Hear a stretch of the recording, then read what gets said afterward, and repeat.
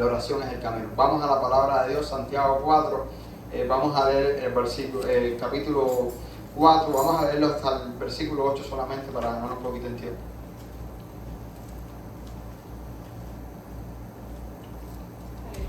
No estén ahí que dicen amén. Amén. Gloria a Dios. Dice Santiago 4, capítulo 1 al 8, versículo 1 al 8. ¿De dónde vienen las guerras y los pleitos entre vosotros? ¿No es de vuestras pasiones las cuales combaten en vuestros miembros? Codiciáis y no tenéis, matáis y ardéis de envidia y no podéis alcanzar, combatís y lucháis, pero no tenéis lo que deseáis porque no pedís. Pedís y no recibís, porque pedís mal para gastar en vuestros deleites. Oh almas adúlteras, ¿no sabéis que la amistad del mundo es enemistad contra Dios? Cualquiera pues que quiera ser amigo del mundo se constituye enemigo de Dios. ¿O pensáis que la Escritura dice en vano, el Espíritu que Él ha hecho morar en nosotros nos anhela celosamente? Pero Él da mayor gracia. Por esto dice, Dios resiste a los soberbios, da gracia a los humildes. Someteos pues a Dios, resistid al diablo y huirá de vosotros. Acercaos a Dios y Él se acercará a vosotros. Pecadores, limpiad las manos y vosotros los de doble ánimo, purificad vuestros corazones. Santiago completo, como ya ustedes han estado estudiando, es un libro bien directo, bien práctico y bien confrontativo en cuanto al pecado y el mal comportamiento del cristiano. Si no fuera guiado por el Espíritu Santo, como acabo de predicar hace unos días en un tiempo de jóvenes, yo no quisiera nunca predicar Santiago, porque me daría mucha pena decirle en la cara a las personas esta palabra tan confrontativa. Pero lo primero que me llamó la atención cuando me preparaba desde anteriormente para predicarlo el viernes, es que Santiago tiene un contexto que está dirigido a los judíos. Y esto nos hace entender que estaba dirigida a la primera iglesia que había nacido. Es decir, era una iglesia que había palpado prácticamente la gloria de Dios. Nosotros estamos recogiendo lo que dice la palabra de Jesucristo. Pero la iglesia a la que está dirigida este libro prácticamente había visto al Señor. Amén. Y si no lo había visto, tenía hallazgos demasiado cercanos a la persona de Jesús. Ustedes saben que si yo le digo ahora una información al pastor Bárbaro y Bárbaro le empieza a caminar, cuando llega ahí atrás la hermana, la información ¿cómo llega? Distorsionada completamente. Hoy a nosotros no nos llega una información distorsionada de Jesús porque tenemos la palabra de Dios. Amén. Si no, lo que tuviéramos de Jesús fuera, quién sabe. Pero a donde los quiero llevar a reflexionar es cuán vivo estaba Jesús en el momento que Santiago le está escribiendo a esta iglesia. Jesús estaba palpable. La gloria de Dios visible, que es el Hijo de Dios, había arrasado por la tierra en el mejor sentido de la palabra, haciendo señales, prodigios y grandes cosas que corrían como agua viva. Como él mismo le dijo a la samaritana, si tú me pidieras a mí agua, yo te daría a ti y de ti brotarían ríos de agua viva. Amén. Las noticias y la información de Jesús estaba todavía palpable, visible, todavía estaba vivo el legado, el recorrido que había hecho el Señor cuando Santiago le está escribiendo esta carta durísima en el buen cubano a la iglesia. ¿Qué les hace pensar esto? ¿Qué me viene a la mente cuando yo estudio el contexto en que se escribe esta carta?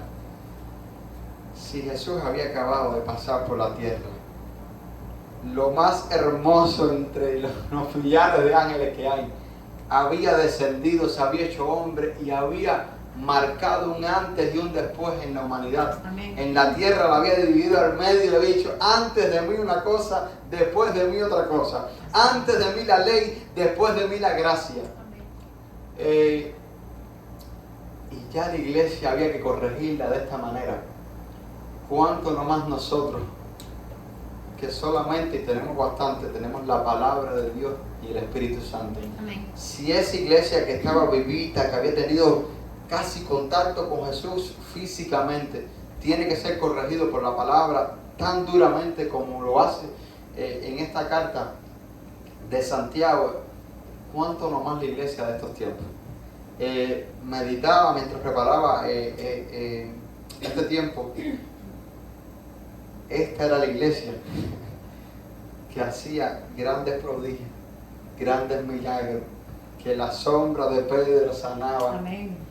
Era la iglesia que tenía los grandes acontecimientos palpables y es corregida de esta forma. Y yo pensaba, ¿cuánto nomás en estos tiempos necesitamos ser corregidos por la palabra? A veces nos falta el poder de Dios, no porque el Espíritu Santo no esté, sino porque no estamos viviendo a la manera que dice la palabra. Amén. Y así empieza este versículo. ¿De dónde vienen de dónde vienen las guerras, los pleitos entre vosotros? De vuestras pasiones, las cuales combaten en vuestros miembros. Codiciáis y no tenéis, matáis y ardéis de envidia y no podéis alcanzar, combatís y lucháis, pero no tenéis lo que deseáis porque no pedís. Bien, ¿dónde estaba pasando esto? ¿En el mundo o en la iglesia? Esto estaba pasando en la iglesia. Quiere decir que donde había envidia, codicias y luchas no era en el mundo. ¿Era dónde? Dentro de la iglesia. Ahora, fíjense que dice en vuestros miembros. Gracias, pastor. Fíjense que dice en vuestros miembros. Pero aquí se está refiriendo a que muchas veces estas codicias, estas luchas, no son palpables. Es decir, son cosas que maquinamos, pero no lo llevamos a la acción ni lo hablamos. ¿Se quedan dónde? Dentro del pensamiento y dentro del corazón. Así es. Pero no deja de ser pecado. Esto también es pecado. Y esto trae división y trae falta de unidad. Estas carencias como pleitos, codicias, luchas dentro de la iglesia a veces no son visibles, a veces no llegan a un comentario, a veces no llegan a una discusión, pero no dejan de existir. Fíjate que dice en vuestros miembros. ¿De dónde salen? De vuestros miembros, de vuestros pensamientos, Sí. de vuestros corazones, de vuestra manera de pensar. Y es que, como yo siempre medito con el Señor, la santidad no empieza en las acciones, empieza mucho antes de las acciones, empieza en el corazón, empieza en la manera de pensar, empieza en la manera de meditar, de reflexionar, de mirar a los hermanos. Dice la palabra, míralo como mayor a ti mismo. Así es cierto. Y cuando no practicamos eso en nuestra vida interior, después nos sale en el exterior. Y esto es una de las formas que trae división en la iglesia. La división no empieza en una iglesia cuando hay un conflicto visible.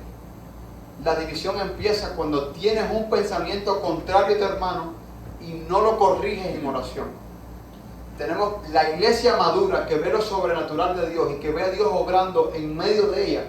Es la iglesia que tiene una madurez y un carácter en Dios que es capaz de corregir estas mismas deficiencias en cada uno de sus miembros. Es decir, puede pasar, yo puedo tener un pensamiento contrario hacia el pastor, que Dios me permite y nunca pase. Quiero ponerlo como ejemplo al pastor para no ser a ninguno de los hermanos. Y tal vez yo nunca voy a llegar a decirle al pastor el pensamiento contrario que yo tengo hacia él. Pero yo tengo que tener la madurez para corregir ese pensamiento en la presencia de Dios. Amén. Y decirle, Señor, moldea mi carácter hasta que yo pueda amar al pastor en esta área, hasta que yo pueda. A veces Dios te va a permitir ver, discernir una carencia de un hermano, pero no es para que tú pienses más de él o para que tú lo murmures con otro hermano, es para que tú lo cuides en oración. Y eso habla de carácter y madurez de la vida cristiana. Amén, amén. Y eso, aunque no se habla mucho, es santidad. Amén, aleluya. La santidad no es hablar coros y hablar himnos cuando estamos en medio nuestro, sino es hacerlo cuando no estamos en medio, cuando no estamos juntos, o es meditar con santidad de los hermanos, o pensar en los hermanos con santidad. Eso es unidad. La unidad no empieza cuando entramos y nos abrazamos aquí adentro. Empieza cuando nos cuidamos en oración. Y cuando vemos deficiencias y oramos. Y si no lo resolvemos en oración, tenemos que ir a hablar con los pastores. Oye, tengo este problema. Los pastores tienen la fidelidad en el Señor de no exponer eso públicamente. Porque ellos son veladores de la iglesia. Eso es un pastor. Él vela por encima de la iglesia. Él no va a ir a contarle al hermano que está al lado tu problema. Él lo va a pelear en oración y te va a ayudar, te va a dar herramientas bíblicas para combatir esa deficiencia. Todos llegamos al Señor con deficiencia y lo vamos puliendo con la ayuda del Espíritu Santo y con la ayuda de los líderes. Para eso están. Entonces, ¿cómo combatir esta deficiencia? ¿Cuál es la deficiencia? Envidias, luchas, pasiones. Esta palabra pasiones y deleites, placeres, viene de la palabra edonón. Y edonón no es más que la filosofía de pensamiento que está dirigida al placer. Es decir, edonón lo que busca es saciar lo máximo de la vida, de la filosofía esta, es disfrutar del placer máximo. Es decir, esta filosofía lo que provoca es un placer máximo. Lo máximo de la vida es el placer. Ella saciarte de placer hasta lo más que pueda. Y ahí se refería al placer. Pero cuando tú vas al hebreo, en este texto de Santiago 4, habla de placeres sexuales. Aquí cuando dice deleites y placeres, está hablando de placeres sexuales cuando lo llevas al hebreo. ¿Por qué sexuales? Si aquí el texto te da a entender que no tiene nada que ver con la sexualidad. Porque después más abajo vamos a ver por qué dice esto. No quiero llegar ahí todavía. Ahora, me llama la atención algo. Dice, codiciáis, ¿para qué? ¿Cuál es el resultado de codiciar? Que no hay, carencia. Después dice, matáis, y esto no está hablando de un tiro ni un asesinato. ¿De qué está hablando esto? De pensamientos, de murmuración. Fíjate que a veces la santidad se esconde, es decir, la falta de santidad se esconde en pequeños altos, disculpen. Matáis, pero no de un tiro ni de un asesinato. Hay tiros que duelen menos por la murmuración y que hacen menos daño, porque la muerte es instantánea, pero la murmuración te seca poquito a poco. Y el primero que seca es la persona que lo está practicando. Al que menos le daña es al que está hablando de él. Al que más daño le hace es al que está murmurando. Pero el éxito en el carácter de Dios, en reflejar el carácter de Cristo en nosotros, no está en la murmuración. Está en corregir la murmuración con la oración.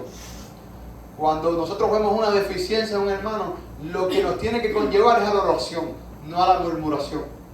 A la oración para bendecir y respaldar, cuidar la carencia de ese hermano, no a la murmuración para destruir. Porque nos estamos haciendo aliados de ¿quién? Hay uno que vino para dar vida y vida en abundancia, pero hay uno que está buscando como león rugiente ¿a quién? Devorar. Y él vino a matar, a hurtar. Cuando entramos en el terreno de la murmuración, ¿en qué terreno estamos entrando? En el terreno del que vino a hurtar, a matar. Pero cuando vemos una carencia en un hermano y entramos en el terreno de la oración para cuidarlo, protegerlo, ¿en qué terreno estamos entrando? En el que vino a dar vida y vida en abundancia. Amén. Entonces tú decides en qué equipo tú quieres estar. Porque deficiencias dentro de los hermanos. Y cuidado, estas cositas no pasan solamente dentro de la iglesia. Porque tú y yo trabajamos en el mundo. Y te tengo una mala noticia. Cuando estás trabajando en el mundo, sigue siendo iglesia. Así es. Entonces, si murmuras de uno que no es cristiano y que no conoces a Dios, también es pecado. Oh, perseguimos la santidad, pero a veces la perseguimos solamente dentro de la iglesia. No, yo no voy a murmurar del hermano, pero murmuramos del compañero de trabajo. Y vienen con murmuración a nosotros y nos hacemos partícipes de conversaciones donde se estamos murmurando pecado y falta de santidad.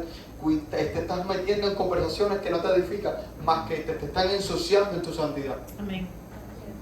Porque a veces queremos ser iglesia solamente en la iglesia, pero es que somos iglesia en todas partes. Y la santidad no es una acción, es un estilo de vida que va desde los pensamientos hasta las acciones. Cubre demasiado terreno. Y a veces solamente cuidamos un pequeño terreno de la santidad, la acción. No le voy a faltar el terreno a un hermano, no le voy a faltar el respeto a un hermano, no le voy a faltar el respeto a un compañero de trabajo. La santidad cubre mucho más terreno que eso. Es desde los pensamientos hasta las acciones. Ahora, hay un versículo aquí que me saltó y cuando lo prediqué con los jóvenes allá el viernes, me saltaba este versículo. Pedís y no recibís. ¿Por qué qué? Porque pedís mal. Y me saltaba un versículo porque este versículo se contrapone cuando leemos el final del versículo, no, pero cuando leemos el primer pedacito del versículo, pedís y no recibís, se contrapone a un versículo donde Jesús dice, todo lo que pidieres al Padre en mi nombre, lo recibiréis, para que el Padre sea glorificado en mí. Amén. Como que si Jesús dijo que todo lo que pidan en mi nombre lo van a recibir, y eso es una promesa para la iglesia, está diciendo Santiago, después, Santiago, un poquito, 3 días después de que pasó Jesús por la tierra, vaya, haciendo una jarana. ¿Cómo que 3 días después de que pasó Jesús por la tierra va a llegar Santiago a decir que pedís y no recibís? Ah, pero después le especifica, porque pedís mal para gastar en vuestras, como dicen, vuestros deleites, ¿no? En vuestros deleites. No toda la oración es escuchada. Es la oración que está bajo la voluntad de Dios. Entonces, hace tiempo me leí un libro de I. Ávila que tiene que ver con la oración y el ayuno. Y I. Ávila dice que era un hombre de mucha oración y de mucho ayuno. Y que él empezó a pedir a lo que él llama, no considero que esto sea un término teológico, práctico, teológicamente hablando, pero él lo llamó personalmente el sacerdocio de oración. ¿Y qué cosa es para allí el sacerdocio de oración? Bueno, no es más que la oración que deja de ser horizontal para convertirse en una oración vertical. Y está muy tremendo ese libro, se lo recomiendo. Porque lo consulté a los padres espirituales de esta iglesia, por eso lo hago, pastores, a Jaciel y a Eliseo. Siempre trato, que tal vez no lo haga al 100% de todo lo que voy a ver, filtrarlo por los pastores. No 100%, pero me gusta lo más que pueda y lo más que me sea visible, estar bajo la cobertura de los pastores. Entonces, en este libro, G. Ávila habla del sacerdocio de la oración, que él le pidió al Señor que le diera ese tipo de oración. ¿A qué le llamó él el sacerdocio de la oración? Es una oración que deja de mirar a la persona y empieza a mirar el propósito del reino. Es decir, cuando G. Ávila empieza a argumentar esto, dice que él dejó en un momento de orar ya por las cosas materiales. Ya él no oró más por una casa, no oró más por un carro, no oró más por lo que aquí pudiera ser la renta de la casa, por los zapatos, él se descuidó de sí mismo y empezó a pedirle al Señor motivos de oración que tuvieran propósito del reino. Es decir, ya esa oración va encaminada al vecino, a las necesidades de un compañero de trabajo. Ya esa oración se descuidó de sí mismo y empezó a convertirse en una oración para el reino.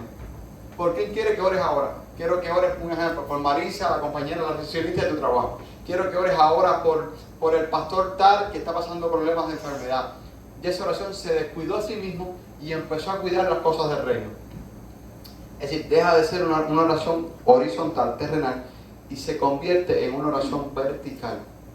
Y esto fue algo que me impactó porque ciertamente, si nos revisamos muy adentro, nos damos cuenta que muchas veces nuestras oraciones nos persiguen primero a nosotros y después lo persiguen a Él. Y este es un estilo de oración que estoy seguro que el Señor respondería a la primera.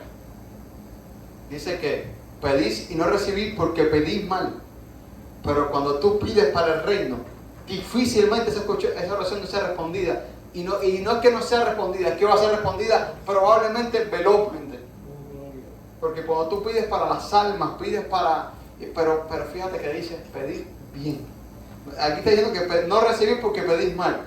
Porque a veces tenemos que educar hasta la oración. Y en el libro también habla un poco de eso. Pero ahora estaba ahí preparándome en oración y el Señor me ponía ese versículo en la mente.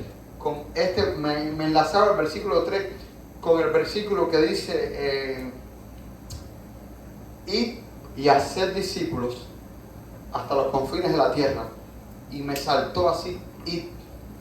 Porque incluso yo he orado muchas veces, Señor, trae las almas.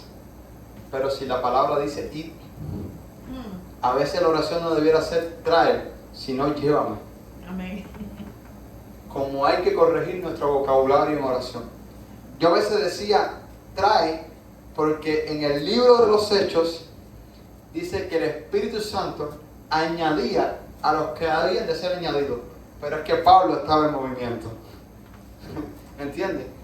El principio de traer es cuando la iglesia está en movimiento. La iglesia no puede estar trancada en un local y el Señor traer las almas. La iglesia tiene que estar en movimiento y el Señor va añadiendo, pero producto al movimiento de la iglesia. Porque Pablo ya había entrado a Siria, había entrado a Asia, había entrado a Roma, había entrado aquí y el Espíritu Santo añadía a los que debían de ser añadidos. Por eso a veces se falta el entendimiento y orar con entendimiento. Porque el Señor nunca dijo, quedad quieto y yo traeré las almas. Él dijo, ir y hacer discípulos. Si el propósito de una iglesia no es ir y hacer discípulos, que eso es alcanzar las almas y no solo alcanzarlas, sino discipularlas, el Señor no va a hacer nada. Y lo puedo decir con confianza, porque lo estoy diciendo por la palabra de Dios. Nunca fue trae, siempre fue ir. Entrar en los lugares donde no lo reciban, sacúdanse el polvo y sigan. Porque ya ustedes hicieron su misión, que era ir y predicar las buenas nuevas. ¿Cuánto debemos educar nuestra oración? Porque a veces queremos que el Señor haga el 90%. Y el Señor, los ángeles están locos por bajar y predicar el Evangelio. Pero no le toca a los ángeles, nos mandaron a nosotros. No podemos evadir nuestra responsabilidad. Y tenemos que educar nuestra oración con entendimiento. Porque a veces eso frena la respuesta de Dios. Porque no estamos orando con entendimiento. A veces no tenemos que orar para que el Señor traiga las almas. A veces tenemos que orar para que el Señor nos despierte a nosotros. Para que nos avive a nosotros. Para que nos envíe a nosotros. ¿Vieron cómo cambia el enfoque? Señor, tráelas. Estoy aquí sentado loco porque tú las traigas.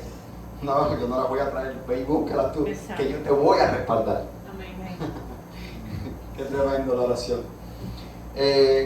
Y aquí viene un versículo clave, el versículo 4. Fíjense que quiero darle algo más sobre el versículo 1. Cómo combatir estos malos pensamientos que son matar, asesinar, estas luchas con la palabra. Amén. Jesús fue tentado en todo, mas no pecó en nada. Y en todas las tentaciones que tuvo en el desierto, siempre respondió con la palabra. Estos pensamientos que no tienen nada que ver con la santidad, siempre hay que confrontarlos con la palabra, con un versículo bíblico y practicar la palabra de Dios contra la tentación. Jesús siempre respondió. Hasta cada tercera vez le dijo, Satanás, apártate de mí. Porque la palabra también dice, al Señor solamente adorarás y a Él solo servirás. Cuando le muestra todas las grandezas del mundo, si postrado me adorares, te doy todas estas riquezas. Se la estaba diciendo al dueño de toda la creación. Porque a veces Satanás trata de quitarnos la identidad en el Señor y de engañarnos con la misma palabra de Dios. Después la palabra dice, oh almas adúlteras, ¿no sabéis que la amistad del mundo es enemistad contra Dios? Cualquiera pues que quiera ser amigo del mundo se constituye enemigo de Dios. Y aquí hay una palabra muy dura para la iglesia, muy dura, oh almas adúlteras. Lo triste de esto es que Santiago no se lo estaba diciendo al mundo, se lo estaba diciendo a la iglesia. Y a mí esto me asustó mucho, porque esto es para mí, esto no es para el mundo. Y Santiago me estaba diciendo a mí en esta carta, o almas adúlteras. ¿Qué cosa es el adulterio? La fornicación es cuando tenemos intimidad con otra persona fuera del matrimonio, ¿verdad? Fornicar es tener relaciones sin estar casados. Pero adulterio es, estando casados, tener intimidad con una persona fuera del matrimonio. Esto es adulterio. Es relaciones íntimas con una persona fuera del matrimonio, estando casado. Es decir, y Santiago le está diciendo a la iglesia, oh, almas adúlteras. Cuando vamos a Oseas 2:2, no lo voy a buscar porque para ganar el tiempo que está tecido, habla de que Dios le manda a decir a través del profeta Oseas a su pueblo Israel, díganle a mi nación que se prostituyó y que se fue tras otras naciones que le daban ¿qué cosa? Lino fino, comida, aceite. Después lo pueden buscar, está en Oseas 2, versículo 1 al 5, está donde el profeta Oseas le dice, díganle a su madre, hablándole de la nación de Israel, que se prostituyó y se fue detrás de las naciones que le daban alimento. En otras palabras, le está diciendo qué cosa, ramera, le está diciendo adúltera. Porque ¿qué pasa? ¿Con quién estaba casado Israel? Con Jesús. En este momento con Dios, porque todavía no estaba para ellos la persona de Jesús. Tenemos que ser sabios en los tiempos de la Biblia. Israel estaba casado con Dios y falló el pacto de santidad y de comunión con Dios y se fue tras naciones que ¿qué hacían? Adoraban otros dioses. ¿Y qué pasó? Que la nación de Israel empezó a adorar esos mismos dioses, adulteró. Entonces Santiago nos enseña que hay un adulterio que no tiene nada que ver con el pecado sexual de adulterio. ¿Me vamos a entender? Hay un adulterio que ¿qué cosa es? Un adulterio espiritual. ¿Y qué cosa es el adulterio espiritual? Si se lo está diciendo a la iglesia, el adulterio es para nosotros, no es para el mundo. El adulterio son las pasiones que brinda este mundo, los entretenimientos que brinda este mundo, los anhelos que brinda este mundo y que nos convierten de cierta manera en adúlteros espirituales. Porque si Israel estaba casado ¿con quién? Con Dios. La iglesia del pacto de la gracia, ¿con quién está casado? Con Jesús. Si vas a Efesios, creo que 6, no recuerdo ahora, dice que maridos, amad a vuestras esposas, así como Cristo amó a la iglesia y la santificó. ¿Por qué? Por la palabra de Dios, para recoger una iglesia sin mancha, gloriosa. Entonces, ¿con quién estamos casados nosotros? Con Cristo. Pastor, ¿hasta qué tiempo? 9:30. Ya estoy, ya, finito. Ya. Vamos a dejarlo aquí entonces, vamos a dar un cierre aquí entonces. Amén. Después de Walter, que viene el martes que viene, puedes traerlo. No, tranquilo, yo soy respetuoso al tiempo. Vamos a cerrarlo. Entonces, el adulterio espiritual es ir tras las pasiones de este mundo. Sí. Ahora, ¿cómo combatimos todo esto? ¿Cómo combatimos todo esto? Con la palabra, con la oración y con el versículo 7 basta. Termino con esto para ser respetuoso con el tiempo. Versículo 7 dice, someteos pues a Dios, resistid al diablo y él huirá de vosotros. ¿Cómo se somete uno a Dios? Leyendo la palabra, orando con sabiduría y resistiendo al diablo. Y eso dará la victoria porque el mismo que fue tentado en el desierto, dice la palabra, termino con esto, pastora, amén, que fue tentado después en la cruz. ¿Por quién? Por el ladrón que tenía al lado, que le dice, tú no eres el Cristo, sálvanos. ¿Con qué lo tentó? Con la misma identidad con que la tentó el diablo. El diablo le dijo, tú no eres el Hijo de Dios, dile también que se convierta en piedra. Y después el ladrón, que había tomado el Satanás el mismo, pero a veces viene de frente y a veces viene escondidito, tomó al ladrón y le dijo, tú no eres el Hijo de Dios. Si él se levantaba de esa cruz, nosotros perdíamos la salvación. Así es. Pero como él lo discernió, lo resistió.